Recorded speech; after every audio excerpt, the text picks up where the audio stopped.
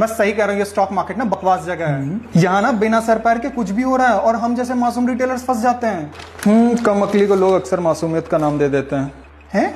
मैंने कहा ऐसा क्यों लगता है तुम्हें? अरे सर, ये इजराइल और ईरान वॉर के कारण क्रूड ऑयल का प्राइस 10% से ऊपर हुआ था, और जब क्रूड ऑयल का प्राइस बढ़ा तो ऑयल कंपनीज वाले स्टॉक्स भी बढ़ने चाहिए थे ना, बट नहीं, ओएनजीसी गैप अप ओपनिंग देता है और बीपीसीएल गैप डाउन ओपनिंग, और दोनों स्टॉक्स में ना मूवमेंट ही अलग हो रही है।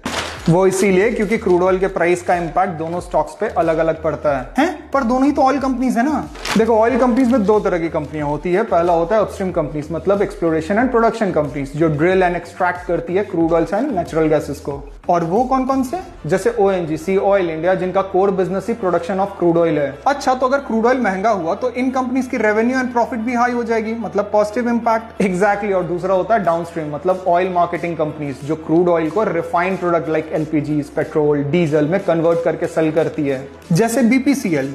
जैसे आईओसी, बीपीसीएल, हिंदुस्तान पेट्रोलियम, जिनका प्रॉफिट मार्जिन ही क्रूड ऑयल को बाय करके रिफाइन करके सेल करने में होता है, और इसे कंपनी अक्सर मार्केटिंग मार्जिन भी कहती है। तो अगर क्रूड ऑयल एक्सपेंसिव हुआ तो इससे इनकी बाइंग कॉस्ट बढ़ जाएगी और इनके जो रिफाइंड प्रोडक्ट है वो भी एक्सपेंसिव हो जाएंगे। हाँ, पर गवर्नमेंट पेट्रोल एंड डीजल के प्राइस हाइक को ना ज्यादा अलाउ नहीं करती, जिससे इनका प्रॉफिट मार्जिन थोड़ा श्रिंक हो जाता है। तो in short, increase in crude oil price in companies पर नेगेटिव इंपैक्ट डालती है।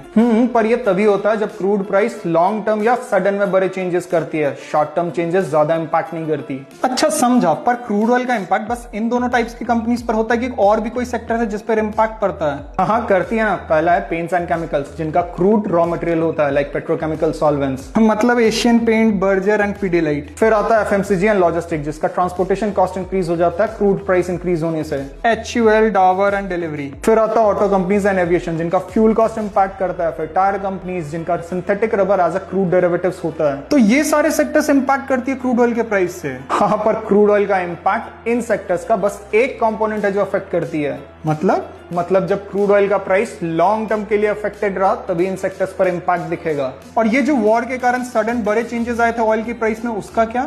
अगर कंपनीज अच्छी है तो ऐसे sudden and temporary moves opportunities देती है बाय द डिप करने के लिए। अच्छा, तो अब समझा कौन कैसे इंपैक्ट करता है। हाँ, तो अपॉर्चुनिटीज इंफॉर्मेशन से मिलती है, मासूम बनने से नहीं।